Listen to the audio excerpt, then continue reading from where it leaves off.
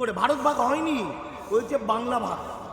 রাষ্ট্র যদি না থাকে, দেশ যদি না থাকে, দেশের মানুষের যদি মানবতা মনুষ্যত্ব বিবেক না থাকে, তাহলে সেই দেশের কোনো মূল্য নেই। রবীন্দ্রনাথ ঠাকুর তো পড়াশোনা করেননি স্কুলে, কিন্তু বাড়িতে পড়াশোনা করেছে। এই আহাম্মকের দল SIR, দেখুন SIR, special intensive revision. Special কেন? আমি এই যুগ যুগ ধরে ভারতে বাস করছি, আমি মনে করছি আমার ছেলেকে লেখাপড়া শেখাবো না, তো কার বাবা কি? SIR এর 65 জন মারা গেছে, এইটা 65,000 হয়নি, এটা আমার কাছে সৌভাগ্য। টোটালটা দায়ী কেন্দ্রীয় সরকার, টোটালটা দায়ী বাংলা বিরোধী গুজরাটি মারোয়ারি পুঁজির যারা দালাল, সেই BJP RSS। কারণ ভারত ভাগের নাম করে, ভারত ভাগ হয়নি, হয়েছে বাংলা ভাগ।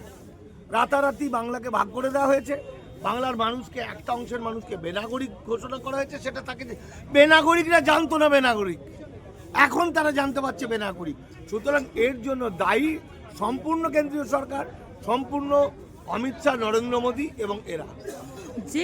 SIR, দেখুন SIR, special intensive revision. Special কেন? স্পেশাল কি আগে কখনো হয়েছিল? সংবিধানে কি এটা আছে? না, নেই। আচ্ছা, 1951 সালের বা 50 সালের রিপ্রেজেন্টেটিভ অ্যাক্ট, জনপ্রতিনিধিত্ব আইনে কি স্পেশাল ইন্টেনসিভ রিভিশন আছে? নেই। স্পেশাল কখন হয়? ধরা গেল অন্ধ্রপ্রদেশে হয়েছিল, একটা জায়গায় ধরুন বহু মানুষ উড়ে ওখান থেকে চলে গেছে, 2-4টে মানুষ বেঁচে আছে। সেই সংবিধানের 325 নম্বর ধারায় প্রতিটি মানুষকে ভোটাধিকার দিতে হবে, সেক্ষেত্রে স্পেশাল হতে পারে। স্পেশাল বিষয়টাই হচ্ছে বেআইনি।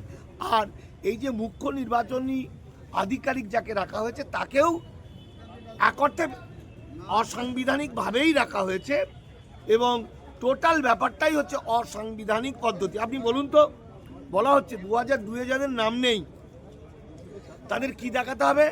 1948 সালের 1987 সালের আগের যে কটা কাগজ আছে, একটা কাগজও নাগরিকত্বের নয়, একটা খালি সিটিজেনশিপ আছে, সেটা নাগরিকত্বের, বাকিটা কোনোটা নাগরিকত্বের নেই। কিন্তু মারাত্মক যেটা আছে সেটা হলো মাধ্যমিক পাস সার্টিফিকেট লাগবে। আচ্ছা বলুন তো, আমি যদি মনে করি, আমি এই যুগ যুগ ধরে ভারতে বাস করছি, আমি মনে করছি আমার ছেলেকে লেখাপড়া শেখাবো না, তো কার বাবার কি? অমিত শাহর বাবার কি না নরেন্দ্র মোদীর বাবার কি? আমি লেখাপড়া শেখাবো না, তাহলে আমার ছেলে কি নাগরিক নয়?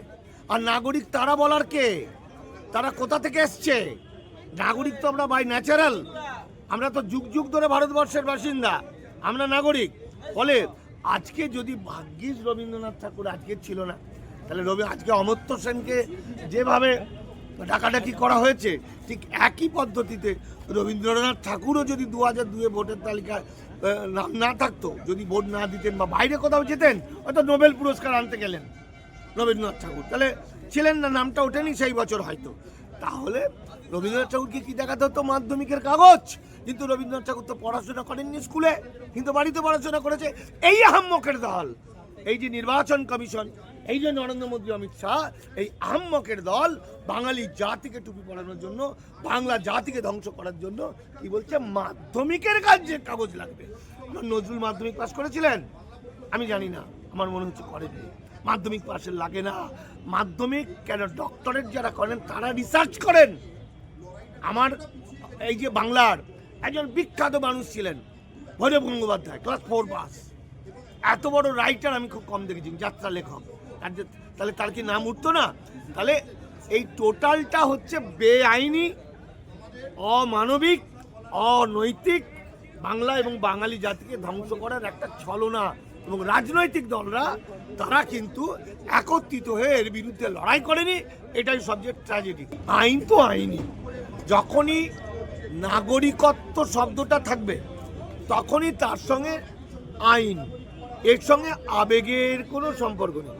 এই যে 70, 75, 80, 90 বছরের মানুষ, তাদেরকে নিয়ে যাওয়া হচ্ছে, এটা কিন্তু আবেগ, এটা আইন নয়। আইন বলছে নিয়ে যেতে হবে, কিন্তু আইনই তো সব কথা নয়। রাষ্ট্র যদি না থাকে, দেশ যদি না থাকে, দেশের মানুষের যদি মানবতা মনুষ্যত্ব বিবেক না থাকে, তাহলে সেই দেশের কোনো মূল্য নেই।